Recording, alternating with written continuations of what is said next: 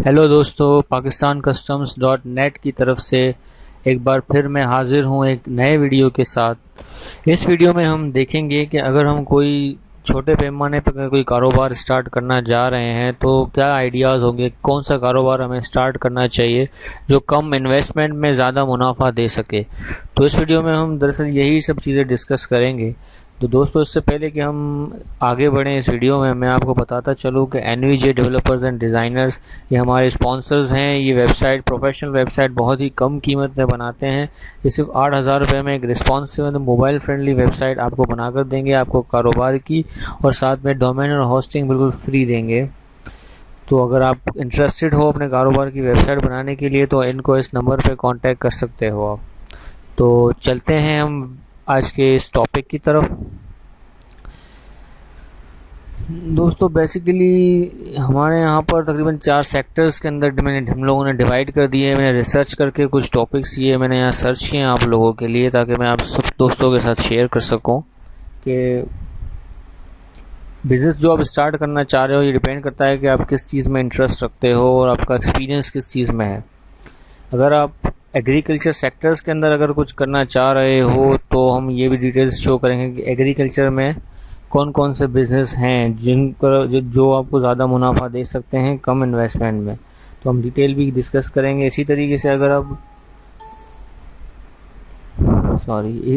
से अगर मैन्युफैक्चरिंग के अंदर अगर आप इंटरेस्टेड हो, आप अगर एक्सपीरियंस इस मैन्युफैक्चरिंग के अंदर है या मैन्युफैक्चरिंग के अंदर कुछ करना चाह रहे हो तो मैन्युफैक्चरिंग में कौन कौन से बिज़नेस होंगे जो आपको ज़्यादा प्रॉफिट दे सकें।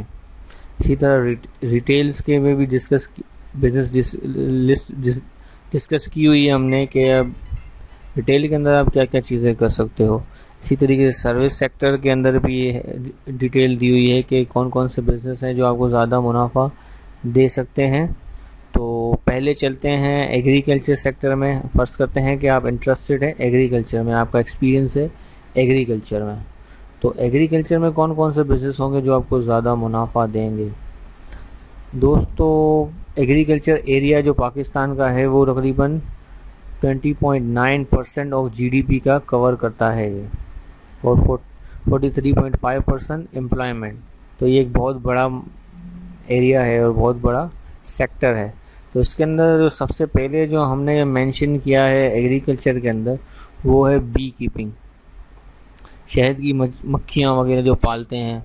तो ये भी एक बहुत ही अच्छा बिज़नेस है और लोग शहद के फ़ायदे, जैसे जैसे लोग तरक्की करते जा रहे हैं शहद के फ़ायदे लोगों को पता लग रहे हैं, तो शहद बहुत ज़्यादा यूज़ हो रहा है। तो ये बी कीपिंग भी एक बहुत अच्छा आइडिया है बिज़नेस का, और बिल्कुल स्मॉल इसके अंदर इन्वेस्टमेंट यूज़ होती है, ज़्यादा इन्वेस्टमेंट इसके अंदर नहीं यूज़ हो सकती। अब ये एक प्रॉफिटेबल बिज़नेस है। इसी तरीके से सर्टिफाइड सीड प्रोडक्शन, जो सर्टिफिकेट प्रोवाइड करना होता है, जो बीज वगैरह यूज़ हो रहे हैं उसको सर्टिफाइड करना होता है कि वो स्टैंडर्ड के मुताबिक हैं कि नहीं। ये भी एक काफ़ी अच्छा है। आपको जस्ट कांटेक्ट करना होगा फार्मर्स वगैरह को।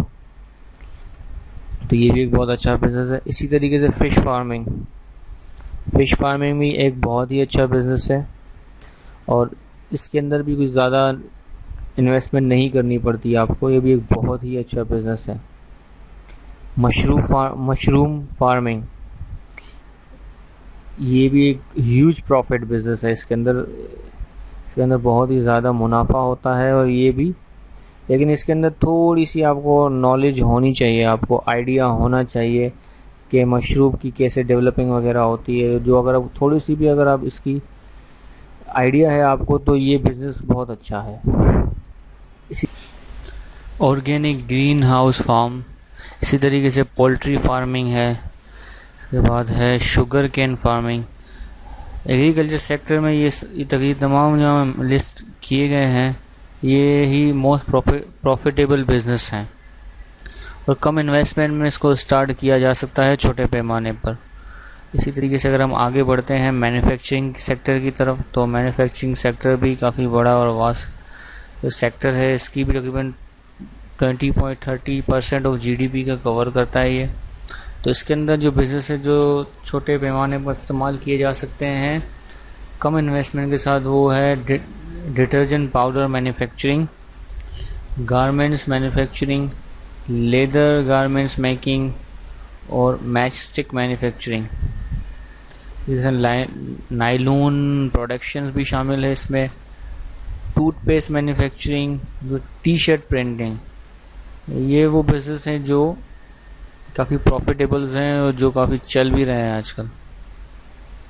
इसी तरीके से अगर हम रिटेल्स बिजनेस की तरफ अगर हम आते हैं तो इसके अंदर ब्यूटी सैलून, मेरी नज़र में तो आजकल सबसे प्रॉफिटेबल बिजनेस तो रिटेल में यही है, ब्यूटी सैलून। इसी तरीके से coffee shop, diagnostic centre, kids store, ये सब शामिल है इसके अंदर। हम नेक्स्ट चलते हैं हम सर्विस इंडस्ट्रीज़ की तरफ। सर्विस इंडस्ट्री भी बहुत बड़ी इंडस्ट्री है, ये 58.8% जीडीपी का कवर करती है ये। अब सर्विस के अंदर आ रहा होता है एडवेंचर टूरिज्म भी है, बैटरी रिकंडीशनिंग बिजनेस भी इसके अंदर आ जाता है, computer training institute, consulting business, grating card वगैरह जो बनाते हैं वो भी इसमें शामिल हो जाते हैं।